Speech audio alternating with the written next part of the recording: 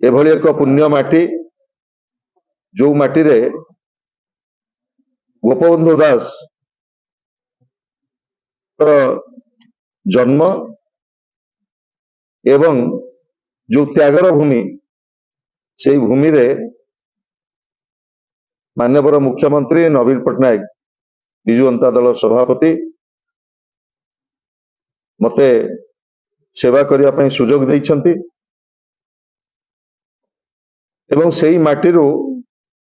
मु जेतेबेले मोर राजनैतिक जीवन आरंभ करथिली प्रथम निर्वाचन कणासर से माटीरू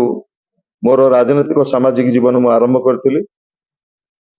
आपण मान जानिछंती गणजात आंदोलन गोटे प्रमुख क्षेत्र हिसाब रे कणास गोटे संघर्ष